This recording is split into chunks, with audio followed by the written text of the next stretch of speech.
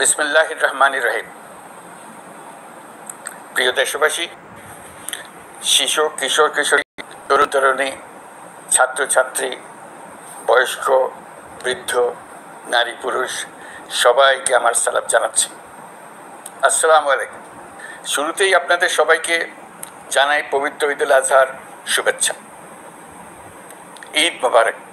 প্রতি বছরই এই দিনটি আমাদের সামনে হাজির হয় ত্যাগের এক মহান দৃষ্টান্ত হয়ে।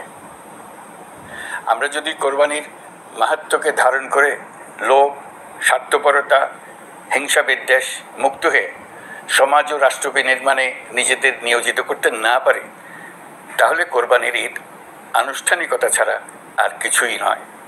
আসুন এবছর কোরবানিকে সুন্দর, ত্যাগের মহিমায় মহিমান্বিত করে গরিব বান্ধব করে তোলে। প্রিয় দেশবাসী, কোরবানির পশুর চামড়া থেকে অর্জিত আয়ে আমার আপনার দরিদ্র আত্মীয় পরিজন, প্রান্তিক জনগোষ্ঠী ও দেশের লক্ষ লক্ষ মাদ্রাসা শিক্ষার্থী উপকৃত হয়। আমাদের গরিব স্বজন ও প্রতিবেশীরা তাদের হক যেন ঠিক সেদিকে আমাদের মনোযোগ দিতে হবে। তবেই এই উৎসবটি হয়ে উঠবে ধনী গরিব সকলেরই উৎসব। পশুর চামড়ার ন্যায্য মূল্য নির্ধারণ, বর্জ্য ব্যবস্থাপনা সহ সার্বিক বিষয়ে সুষ্ঠু ব্যবস্থাপনা নিশ্চিত করতে সরকারের একটি উচ্চ পর্যায়ের কমিটি কাজ করছে।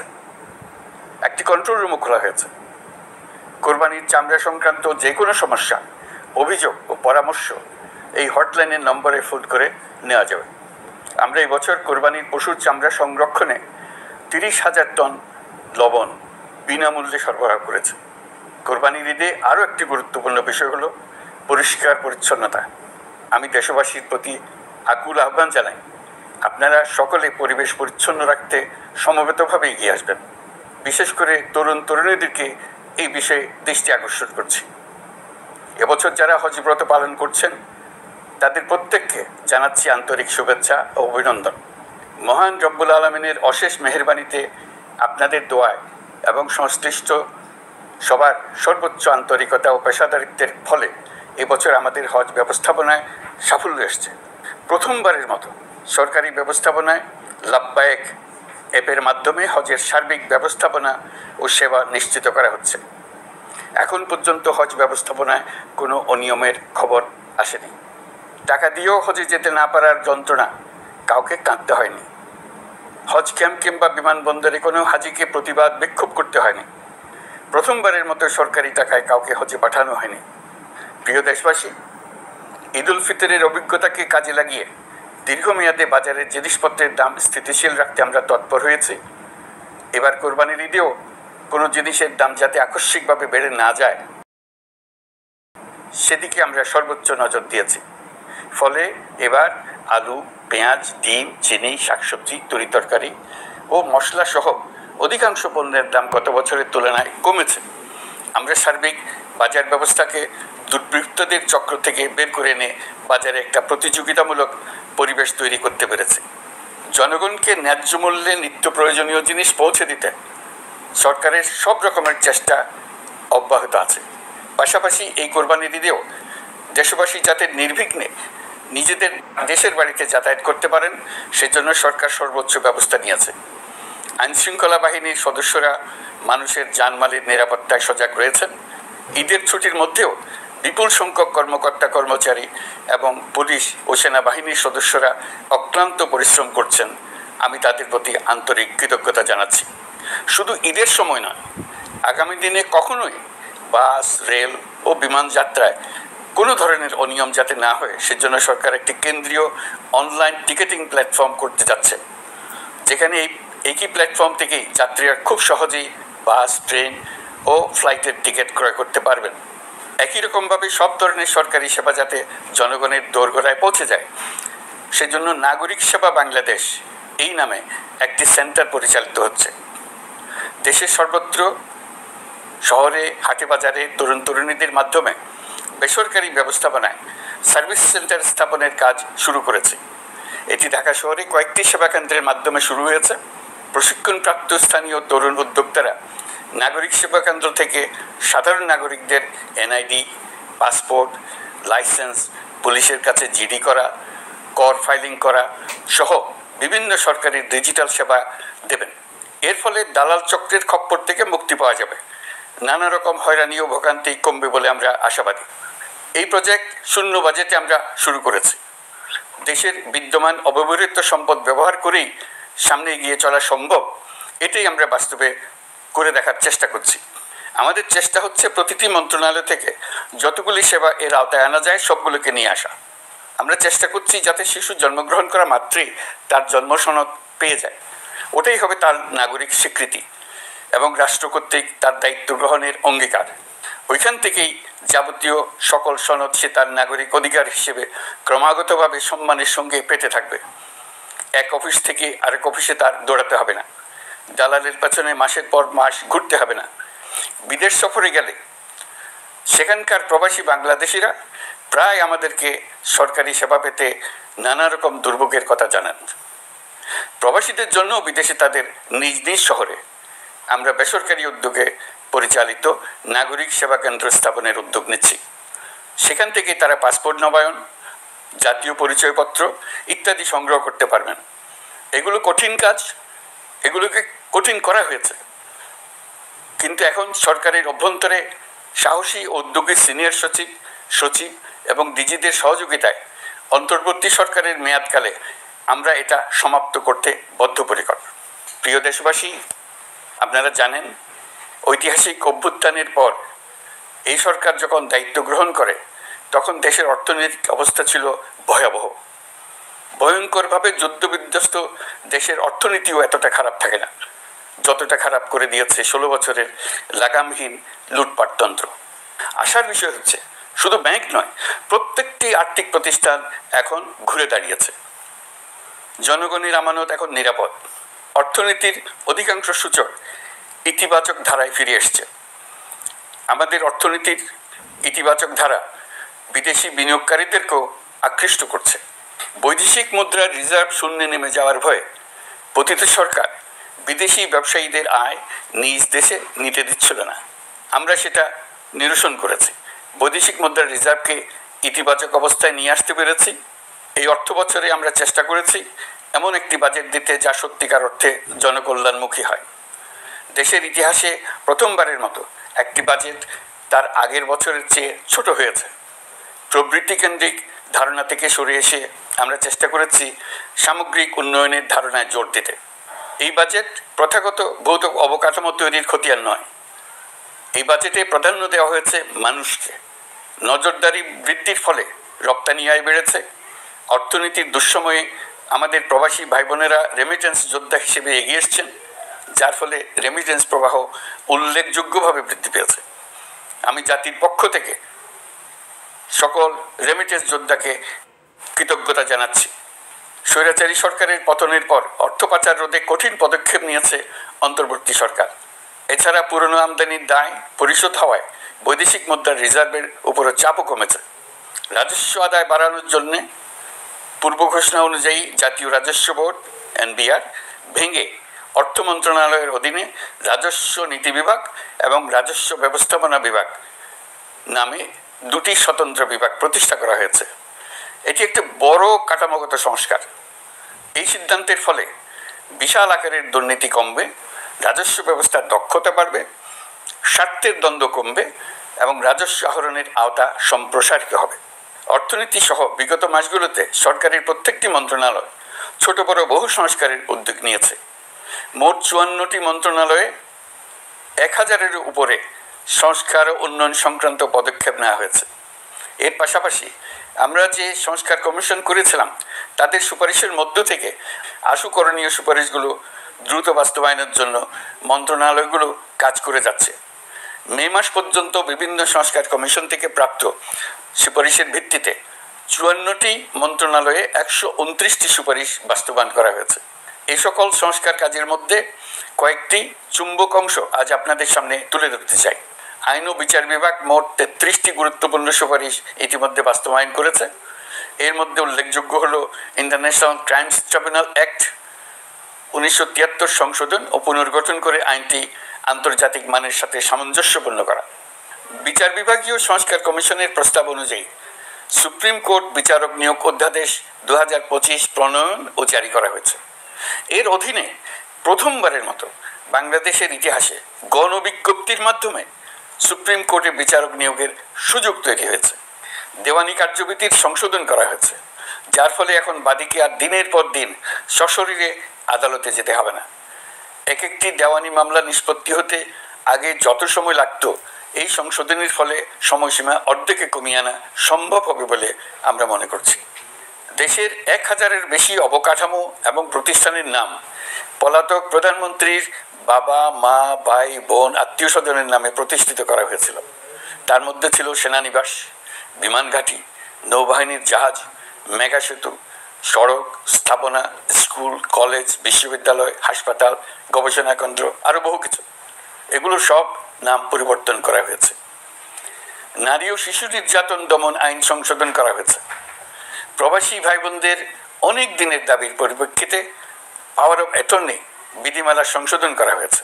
এখন পুরনো পাসপোর্টে নো ভিসা রিকোয়ার্ড স্টিকার থাকলে কিংবা জন্মসনদ থাকলে বিদেশ থেকে পাওয়ার অফ অ্যাটর্নি সম্পাদন করতে পারবে। আগামী 2 মাসের মধ্যে আইনগত সহায়তা কার্যক্রম ব্যাপকভাবে বিস্তার করা হবে। বছরে এখন গড়ে 35,000 মামলা নিষ্পত্তি হয়। আমাদের লক্ষ্য এটিকে 2 লক্ষ মামলায় উন্নতি করা। মামলা দায়েরের 48 ঘন্টার মধ্যেই যাদের বিরুদ্ধে মামলার কোনো ভিত্তি নেই তাদের বাদ দেওয়ার ব্যবস্থা করা হচ্ছে। আমরা সর্বোচ্চ চেষ্টা করেছি দেশের মানুষকে লুটপাটতন্ত্র থেকে বের করে আনতে।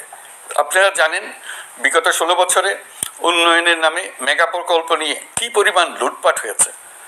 মেগা প্রকল্পগুলো যেন হয়ে উঠেছিল মেগা ডাকাতির প্রকল্প। আমরা দায়িত্ব গ্রহণের পরপরই বিভিন্ন উন্নয়ন প্রকল্প পুনরায় মূল্যায়ন করে দেখেছি যে প্রায় সব প্রকল্পেই ভৌতিক ব্যয় ধরা হয়েছে।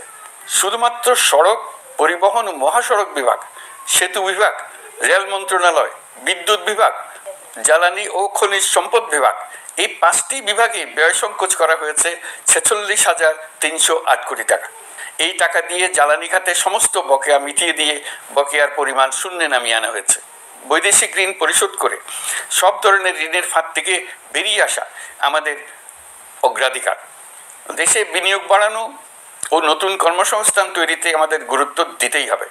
তা না হলে এদেশকে আমরা যে স্থানে নিয়ে যেতে চাই সেখানে নিয়ে যাওয়া সম্ভব হবে না।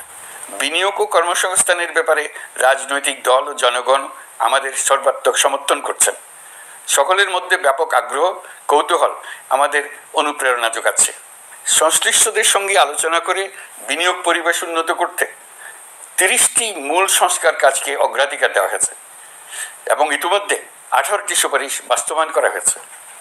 বিনিয়োগ বান্ধব পরিবেশ গড়ে তুলতে এবং দেশি বিদেশি শিল্প প্রতিষ্ঠানের মধ্যে সংযোগ সৃষ্টি করতে আমরা সর্বোচ্চ চেষ্টা করে যাচ্ছি।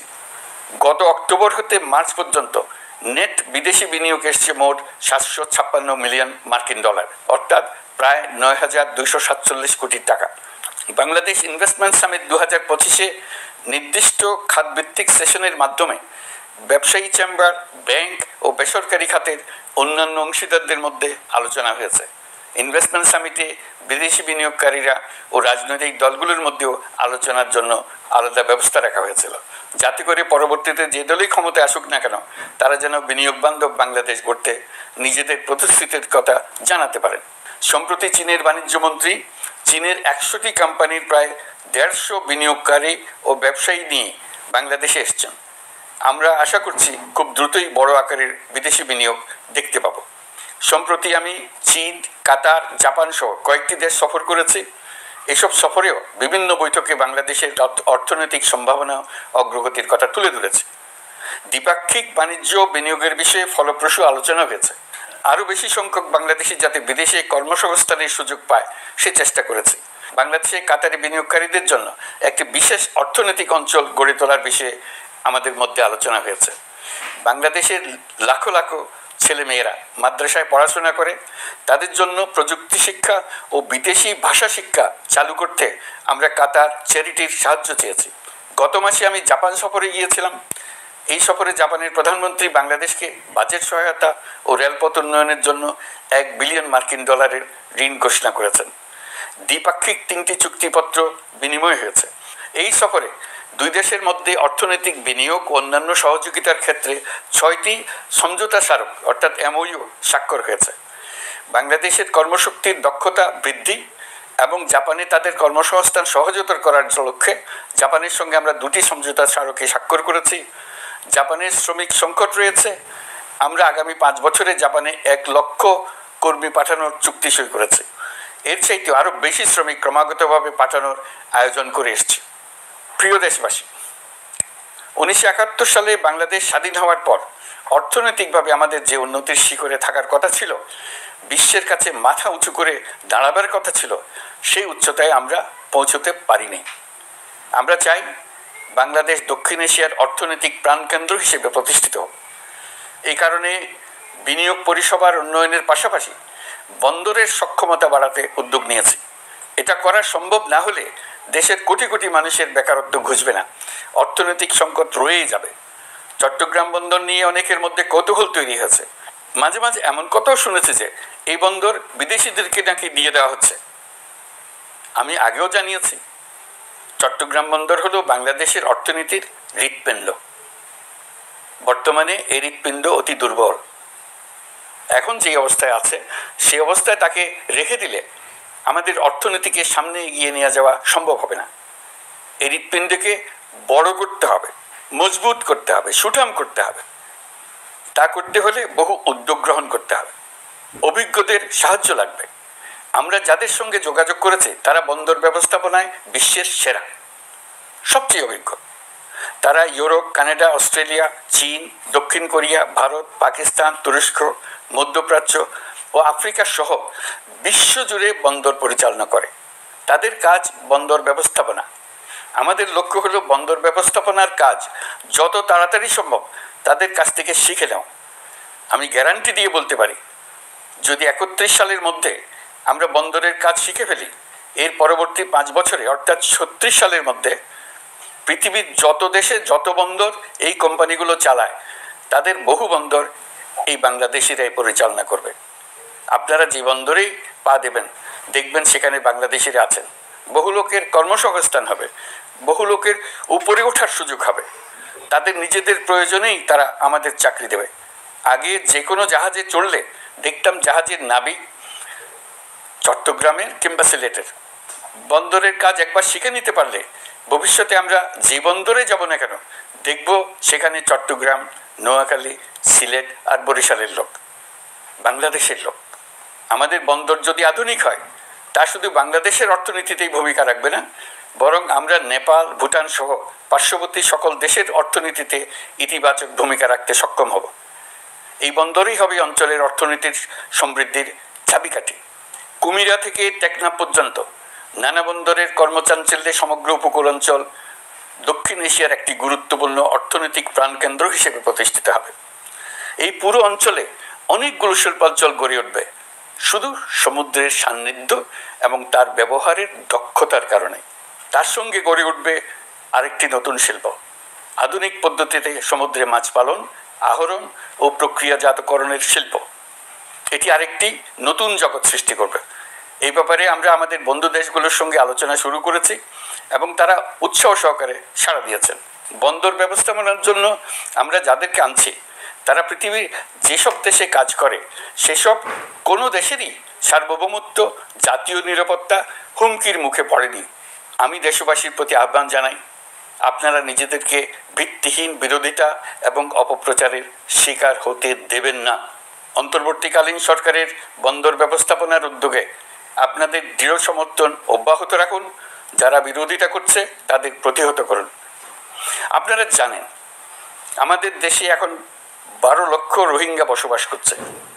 প্রায় 1 লাখ রোহিঙ্গা এসছে 2023 সাল থেকে 2024 সালের সেপ্টেম্বর সময়কালে, যখন রাখাইন রাজ্যে ব্যাপক যুদ্ধাবস্থা বিরাজ করছিল।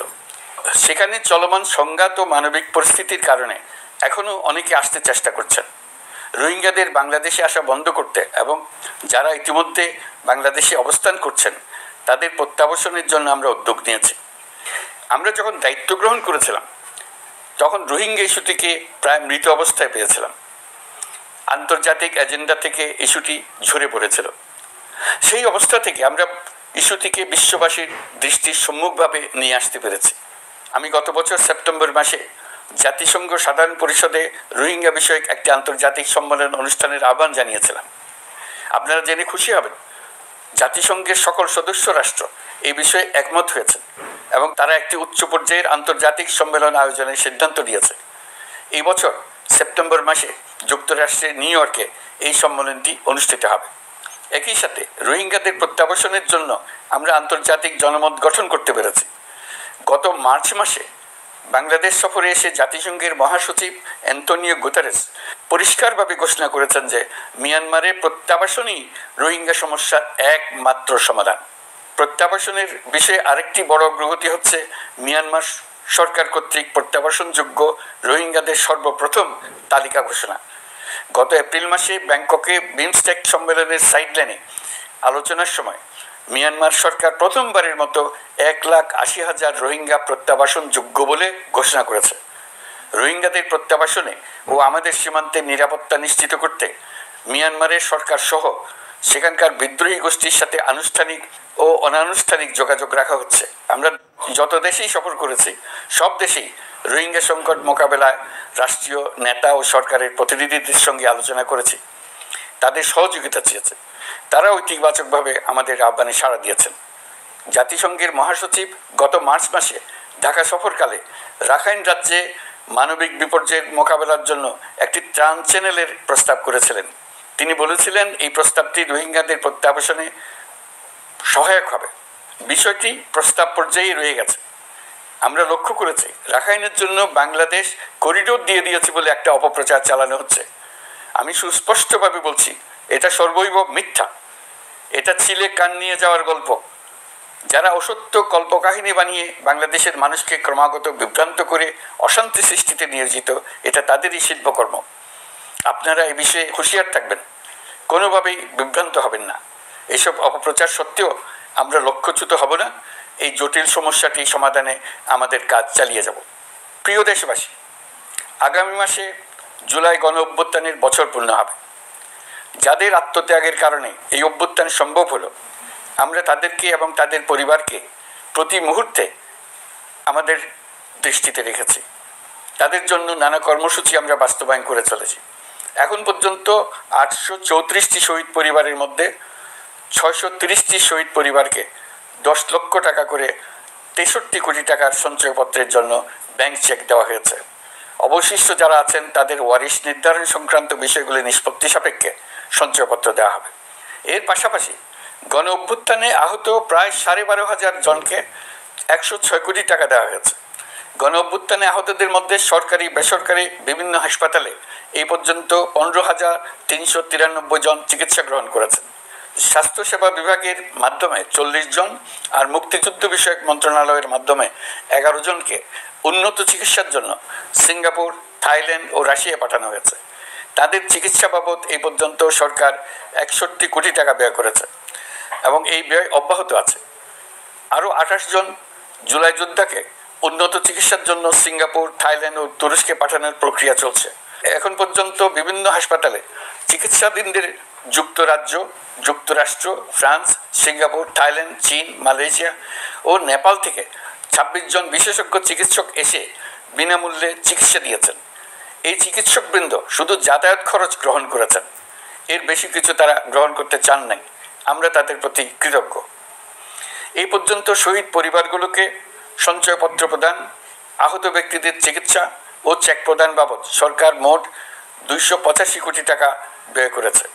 প্রিয় দেশবাসী, আমি শুরু থেকেই বলেছি, পতিত স্বৈরাচার বাংলাদেশকে যেভাবে ধ্বংসস্তূপ বানিয়েছে, সেখান থেকে নতুন করে যাত্রা শুরু করতে হলে ন্যূনতম 3টি আবশ্যিক কাজ সম্পন্ন করতে হবে।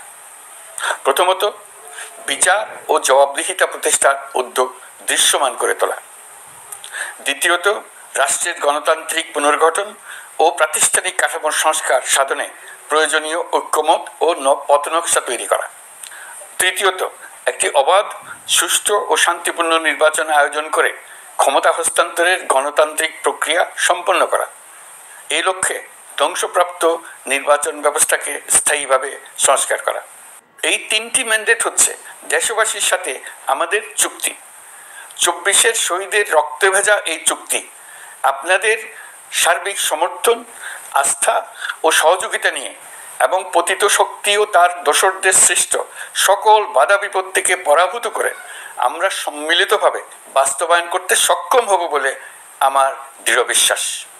গত বছর জুলাই আগস্ট মাসে সংঘটিত হত্যাযজ্ঞ সহ বিগত 16 বছরের গুম খুন নির্যাতনের সত্য উদ্ঘাটন এবং আর্থিক খাতের সীমাহীন দুর্নীতি, অনিয়ম ও অপরাধের বিচার প্রক্রিয়া আমরা শুরু করেছি। মানবতা বিরোধী অপরাধের বিচারের জন্য আন্তর্জাতিক অপরাধ ট্রাইব্যুনাল গঠনের পর প্রসিকিউশন টিম গঠন ও তদন্ত কর্মকর্তা নিয়োগের পাশাপাশি বিচারিক কার্যক্রম পরিচালনা প্রক্রিয়াধীন ছিল। যত দ্রুত সম্ভব বিচার কাজ শুরুর ব্যাপারে আমরা আশাবাদী ছিলাম। আপনারা জানেন, জুলাইয়ে সংঘটিত হত্যাযজ্ঞের বিচার ইতিমধ্যে শুরু হয়ে গেছে। বিচার কাজ যেন দ্রুত গতিতে সম্পন্ন হয় সেজন্য সরকারের পক্ষ থেকে যত রকম সহযোগিতা প্রয়োজন আমরা তা দিচ্ছি। বিচারের জন্য আন্তর্জাতিক অপরাধ ট্রাইব্যুনালের এজলাস কক্ষ ডিজিটাল প্রযুক্তিতে সমৃদ্ধ করা হয়েছে। ইতিহাসে প্রথমবারের মতো কোনো বিচার পর্ব আদালতের অনুমতিক্রমে সরাসরি কিংবা রেকর্ডকৃত পদ্ধতিতে গণমাধ্যমে প্রচারিত হচ্ছে। আমরা বিশ্বাস করি এতে করে বিচার বিভাগের প্রতি মানুষের আস্থা বাড়বে, বিচার নিয়ে অপপ্রচার বন্ধ হবে। প্রসিকিউশন বলছে, বিগত সরকার পতনের পর তাদের আজ্ঞাবহ ব্যক্তিরা বিভিন্ন গুরুত্বপূর্ণ সাক্ষ্য প্রমাণ বিনষ্ট করার চেষ্টা করেছে। থানা, হাসপাতাল সহ গুরুত্বপূর্ণ স্থানের দলিলপত্র পুড়িয়ে বা লুকিয়ে নষ্ট করার চেষ্টা করা হয়েছে। বিভিন্ন অপরাধমূলক স্থাপনার আকার, আকৃতি, দেয়াল ইত্যাদি ভেঙে এবং বিকৃত করে প্রমাণ লুকানোর চেষ্টা করা হয়েছে। বিভিন্ন ডিজিটাল এভিডেন্স যেমন ভিডিও, অডিও, ইন্টারনেট ডেটা যেগুলো ডিলিট বা ধ্বংস করার চেষ্টা করা হয়েছে, তদন্ত কর্মকর্তারা সর্বাধুনিক প্রযুক্তি ব্যবহার করে সেগুলো রিকভার এবং রেস্টোর করার কাজ করছেন। এই কাজে আমরা দেশবাসীর কাছেও সহযোগিতা কামনা করছি। স্বৈরাচারী সরকারের আমলে গত 16 বছরে রাজনৈতিক ভিন্নমত দমনের জন্য বিপুল সংখ্যক মানুষকে গুম করা হয়েছিল। এই মানুষগুলোকে এমন সব বন্দিশালায় আটকে রাখা হয়েছিল যাদের কোনোটির আয়তন ছিল মাত্র 3 ফিট বাই 3 ফিট। গুমের ঘটনা তদন্ত ও এই ভয়াবহ অপরাধের সঙ্গে যারা জড়িত তাদের বিচারের জন্য একটি স্বাধীন গুম সংক্রান্ত কমিশন নিরলসভাবে কাজ করে যাচ্ছে।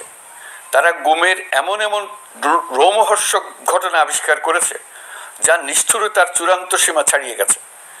মানুষকে পেট কেটে সিমেন্টের বস্তা ঢুকিয়ে নদীতে ডুবিয়ে দেওয়া হতো, ইঞ্জেকশন দিয়ে অজ্ঞান করে জ্বলন্ত ইটভাটায় নিক্ষেপ করা হতো, ট্রেন ও গাড়ির নিচে ছুঁড়ে ফেলা হতো। কমিশন এখন পর্যন্ত 2টি অন্তর্বর্তীকালীন প্রতিবেদন জমা দিয়েছে। তারা এখনও প্রতিনিয়ত নতুন অভিযোগ পাচ্ছে।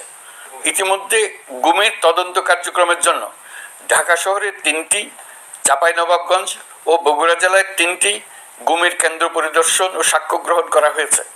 তদন্ত কাজে মানুষের সম্পৃক্ততা বাড়াতে বিশ্ববিদ্যালয়, মাদ্রাসা পর্যায়ে গণশুনানি গ্রহণ করা হয়েছে।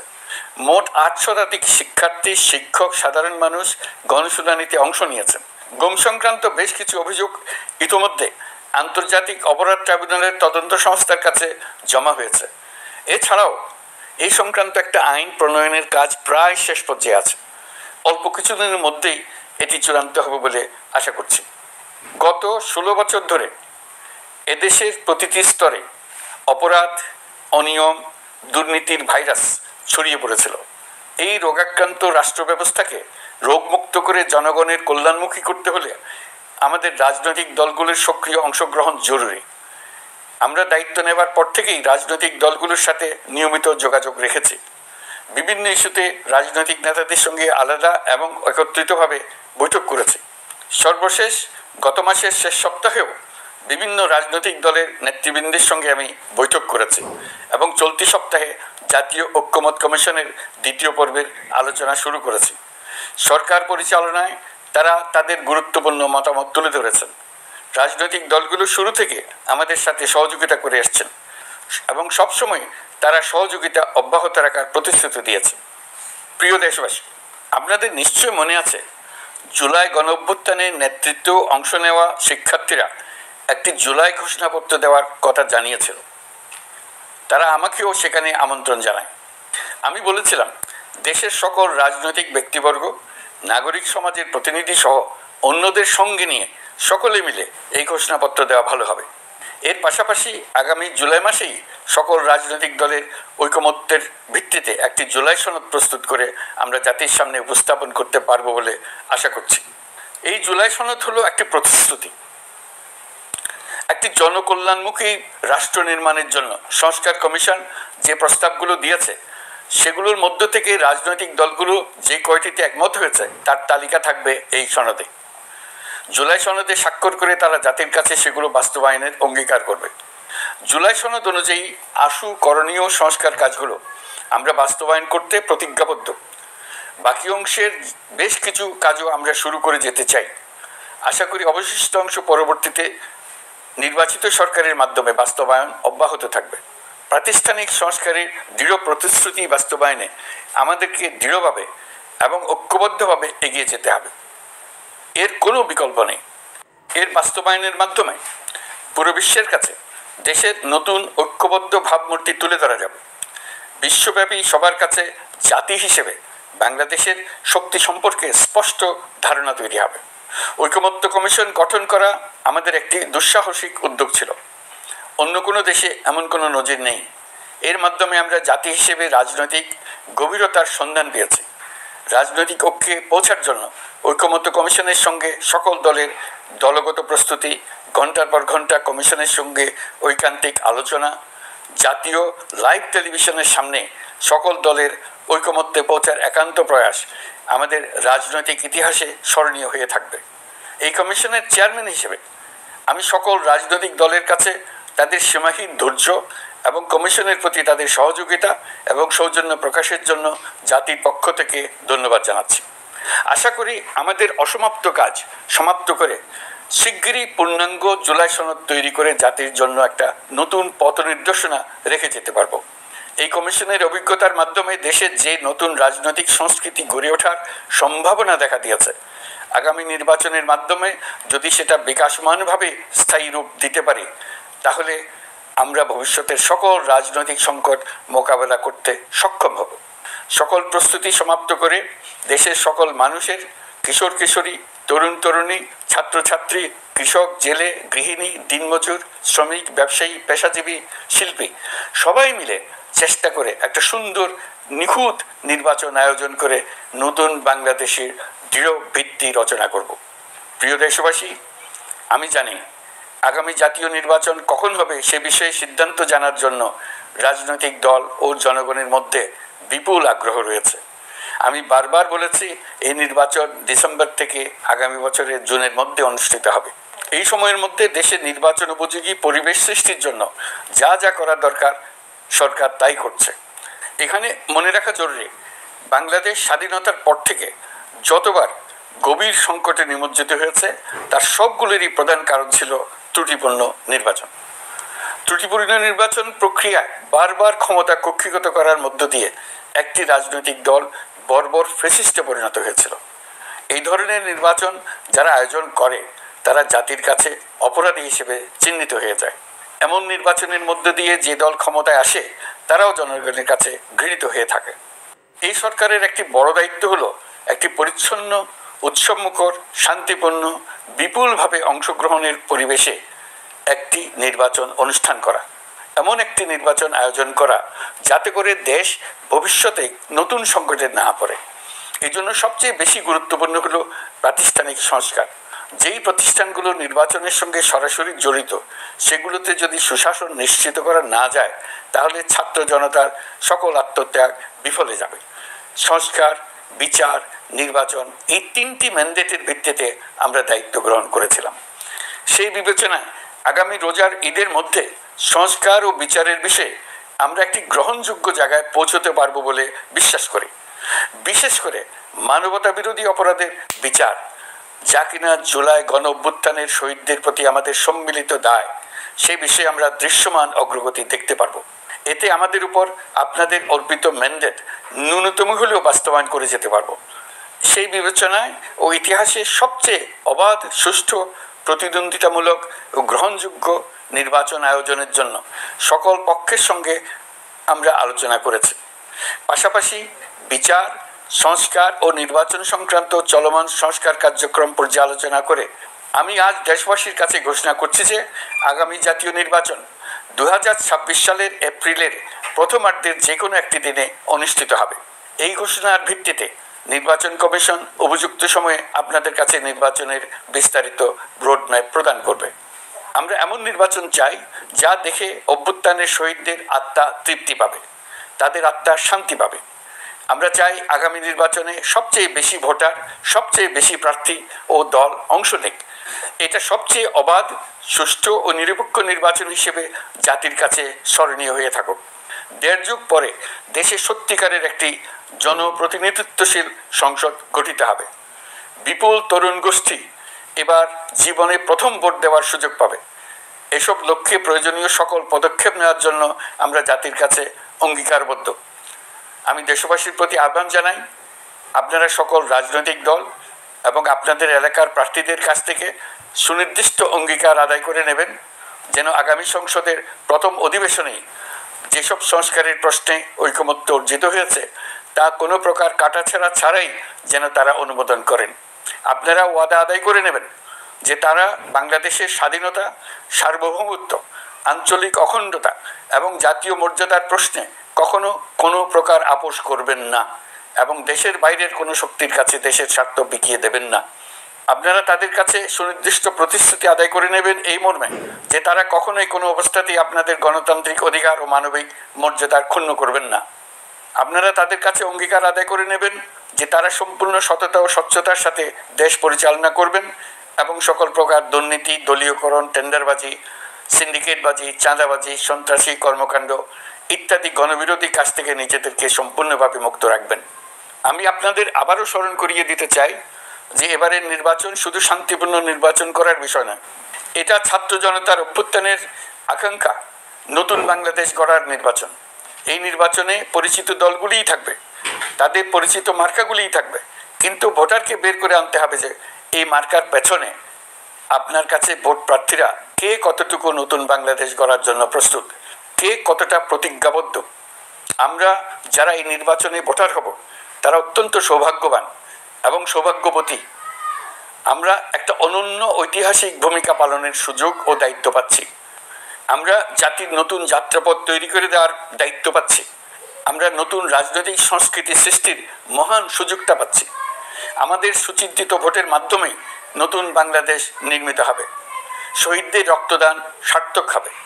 আশা করি বিষয়টা নিয়ে চিন্তা ভাবনা করেই সবাই ভোট কেন্দ্রে যাব এবং দৃঢ় প্রত্যয়ে ভোট দেব।